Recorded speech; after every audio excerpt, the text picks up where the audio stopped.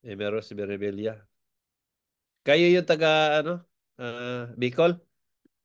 Pa-unmute lang po ng mic. Yung mic nyo. Sa bakit, Ay. Sa Bicol ba kayo? Opo, Bicol po. Oo. So, anong meron, ano, Ano po, mag-test demo nilang po ako dun sa start po nung nagpagamot po baga ako sa inyo no about yung sa ano, dede. ikwento mo muna yung before para makita natin ano yung mga himalang pumasok. Ano po, 'di ba po tinawagan niyo po ako tapos kasi nga po masakit na po talaga ah Lumaki yung yung suso mo. suko. Kasi Opo, namaka po talaga siya malaki. Tapos 'di ba nag-start na po ako nag-inom ng kalamansi. oh, 2 days pa lang po. 2 days pa lang, natatandaan ko po talaga yun. 2 days pa lang, nararamdaman ko may unti-unting pagbabago po. oh, Tapos, nag, nag-update po ako nun sa inyo, 3 days. Tapos, siguro na hindi ko naman po talaga maiwasan na hindi makarga yung baby ko. oh, So, biglang parang sumakit na naman po ulit siya. Tapos, talagang namaga po talaga siya. Tapos, yung sa may nipple, may biglang parang, ano yung Tagalog nun? ah, Parang may, tatas, parang may bumukol po. Pero bukol. pag hinawakan mo po siya, Sakit. ano po, malambot. Malambot. Oh, Parang may tubig lang yung laman. oh, Tapos, di ba nga po, nung sobra ng sakit po noon eh yung hindi na talaga ako masyado nakakagalaw halos pag naglalakad po ako parang um sakit na. Pag magalaw. opo Malakas nahihirapan na. na po talaga ako yung parang nayuyuko na po ako lagi Oh, tapos lagi na lang nga po ako nakahiga noon eh tapos hindi ko na po talaga nakakarga yung anak ko po. oh, Tapos hanggang sa 'di ba yung tumawag po ulit ako sa inyo na umiiyak ko noon eh. oh, Tapos sabi niyo po, basta continue lang yung kalamansi, tapos basta lubos po yung paniniwala. oh, Hanggang sa nag-chat po ako sa inyo, humingi ako ng advice if kailangan ko na po magpa-check up. Kasi ayaw ko po talaga magpa-check up noon. oh, oh, Hanggang sa nung sinabi niyo po na kailangan ko talaga para malaman po, doon lang po ako naglakas loob. Ah, tas ako na po yung nagyaya sa asawa ko na sabi ko magpa-check up. oh, Tapos nataon po na yung hospital po may schedule pa po noon Martes. oh, Tapos sabi ko parang hindi ko na po kaya umabot dun sa Martes na yun kasi Biyernes po yun. Sobrang sakit na po talaga parang hindi na po ako aabot ng 3 days noon eh. Tapos oh, buti na lang ang ate ko po, may natanungan pong nurse, meron daw pong available na kaso private na hospital. Sabi oh, ko, ah, sabi ko, sige, pupunta na lang. Kinulit ko na, sinabi ko na po talaga sa asawa ko na sabi ko, um, um, punta na tayo kasi nahirapan na po talaga ako nun eh. Di natuloy doon, sabi ko, wala po akong ibang, wait, wait lang. Wala po akong, tawid nga na si John Leo. Tawid nga ni si John Leo. Um, wala po ako so, ah, wala po akong ibang pinagpipray na nasabi ko, Lord, kayo na pong bahala sa akin na dalhin niyo naman po. Sana po dalhin niyo po ako sa tamang doktor, ganon. Tapos, ah, sa, aw- sa awa naman po ng Diyos, mabait po yung kumausap sa akin eh. So, bali, sinabi lang po niya baka may yung sa case po ng mga nanay na parang gatas daw lang po na na-stuck na hindi nakalabas.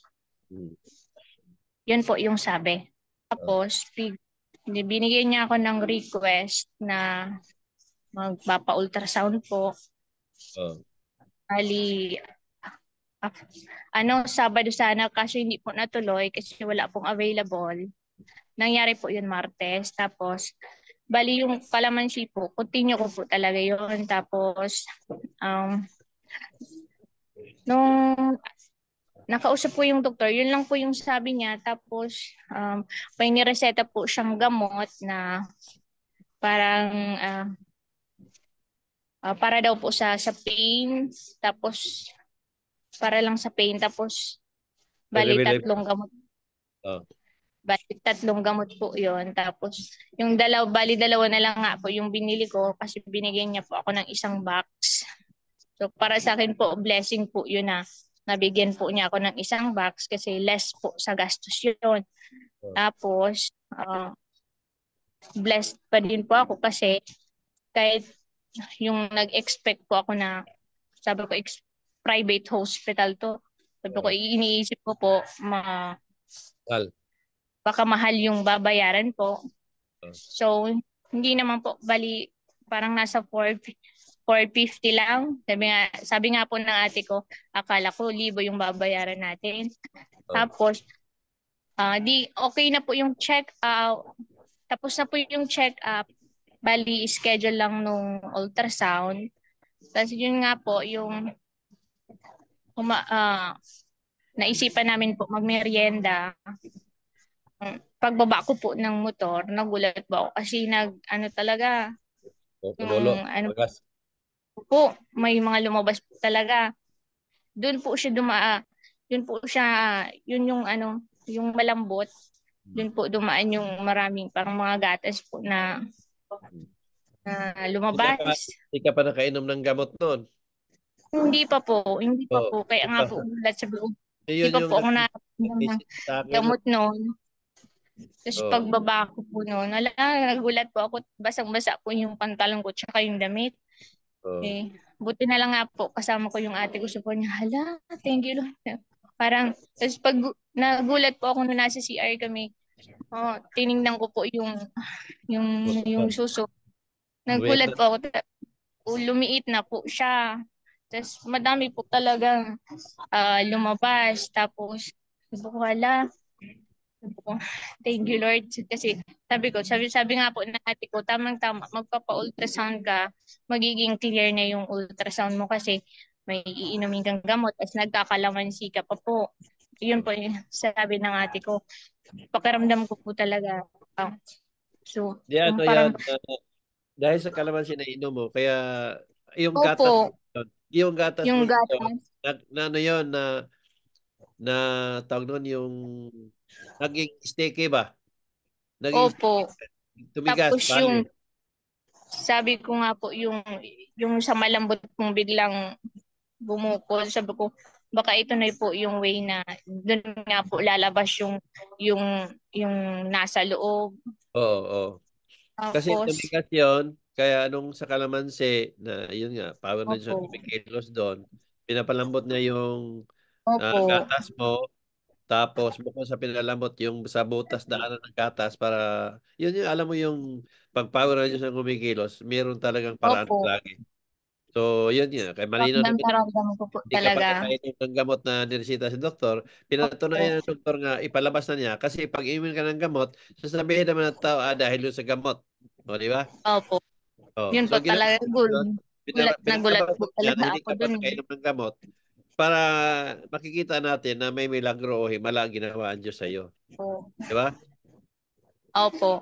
So, mula noon, naging okay ka na. Opo. Di na po siya sumakit. So, tsaka lumita suso mo. Opo, lumiit na po. Okay na po siya. Nakita mo nga sa akin sa damit, kitang-kita ko, talagang grabe kalaki. Nagulat nga po yung ate ko kasi start po nung nakalabas na yon, bigla na akong nakangiti lagi. Yung umaliwalas daw po yung mukha ko na sino bang nung maga pa yan, kitang-kita ko na parang ang bigat-bigat siyempre naman. Dala-dala ko. Alam ko naman naramdaman mo doon, naghalo lungkot, depression, alala. Tapos bigla po yung parang sarap sa pakiramdam, gaan-gaan po. Tapos Panood mo ba yung ano mo, yung live mo na di mo alam na live kita na iiyak mo na grabe ang iyak mo noon? Oo nga po, hindi ko po talaga napipigilan noon. Oo, kasi yun yung nakikita mo na sa ano ba sa nararamdaman mo nandoon yung depression at lungkot na naramdaman mo kaya hindi mo mapigilan talaga na umiyak. Kaya mayroon Opo. akong ginawa na ganyan kasi alam ko bakit ginagawa ko yan. Hindi naman sa ano yan nakakasira sa iyo. Ipakita lang natin ba na totoong may problema kayo. Kasi pwede kasi sabihin ng tao, hindi totoo yan na may sakit, di ba? Pag once kasi na yun ang mga nakikita ninyo na hindi ninyo, hindi mo nyo alam ni live ko kayo. Kasi gusto ko mapatunayan sa tao na may ginawa ang Diyos sa inyo. Opo. Yun yung point ko. Hindi para sa Opo. kayo, hindi para ipababa yung ano ninyo sa sarili ninyo o ano man yung isipin ng tao. Kasi ang tao kasi, tulad naman ginagamot lang namin sa, sir, masakit na yung ulo ko. O ngayon, kung walang galing sa doktor, sabihin lang, ano lang yan, migraine lang yan. Pero meron palang bukol sa ulo yon. Kaya ako, Opo. nag-ano talaga ako na ipapatingin sa doktor, ipapa-ultrasound o ipa-x-ray para makita kung ano talaga. Tapos gagamutin ko, at least pag makikita na at may testimony, may basihan ako, may bukol to siya, may bato to siya, yung ganun ba? Kaya involved palagi ang doktor pag ako ang ng gamot kasi ipapakita natin sa tao na may himala talaga ginawa niya. Tulad ng bato, basta-basta ba na nalabas sa sa kidney mo, basta-basta ba nalabas sa pancreas mo kung Opo. ano, ng power ng Diyos na kumikilos. Di ba? Kailangan operahan yun eh. Opo. Tulad sa'yo, yung gatas. Di ba basta lalabas yun na wala kang nainom? Di ba? Kaya nga, So, opo. yun yung himala doon ang ginawa ng Diyos sa bawat na naniwala at lumalapit sa akin. Ito yung mga nagagawa ng kamay ko na dahil sa power ng Diyos na pinagkaloob niya na manggamot ako at mangaral. At dahil sa paniniwala ninyo, kaya ipinagkaloob ng Diyos sa inyo. So, maraming salamat. Ano Opo. totoo mo pangalan? Ami Rose po.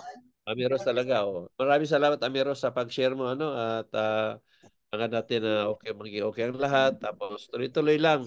Purihin ang Diyos na nagpagaling. Tuloy lang po yung kalamansi. Tapos, Oo, tuloy-tuloy. yun nga po, ina-ultrasound na po ako nung last Tuesday po. Oo. Bali, ang result lang po is infection daw po na ah, infection. Parang yun nga, siguro yung gatas na nagkaroon na ng konting nana. Oo. At least okay na siya. Oh, okay na. Hindi na rin naman po na nakakagalaw na po ako ng maayos. Oo. Nakakatulong na po ako sa asawa ko. Di tulad dati talagang halos nakahilata na lang. Oo. Alam ko yun. Maraming salamat po, Tatay Nars and Jesus Christ. Maraming Salamat salamat po. sa pag-share. Purihin ang Diyos na nagpagaling. God bless sa inyo. Sige. Tatay Nars, pwede po ako po bless ng kalamansi. Sige. God bless sa kalamansi inyo. Pagpagaling sa mga niya sa paniwala niyo. God bless and more power. Maraming salamat po. Sige, maraming salamat. Alam mo na mag-Zoom, Amy Rose. Si Miss Ako Kate. po, alam ko na po. Okay. Thank you po. Alright. Kanina po talaga. Okay. Thank you po. Okay, siya yung nagtatanong sa akin kung paano sumali. Sabi ko, mag-visit kayo. Oo Mag-visit nga po. kayo. Buti nakuha ko kanina. Oh. At least sino bang hindi masaya nun? Grabe. Pag Opo. lumalapit, karamihan sa problema sa babae, so, nakakalungkot kasi yung asawa ko nga may problema yan sa suso noon eh. Nakita nga ninyo yun eh, yung sa kanya, nagsugat na, iyak nang iyak siya nun. Kaya, Opo. pag naipagkaloob ng Diyos sa inyo, masaya ako. Makikita ko sa mga ginamot ko na bakas ng mukha ba na masaya. Natutuwa na rin ako. Opo. Thank you po. So, maraming salamat. Opo. Salamat po. Sige.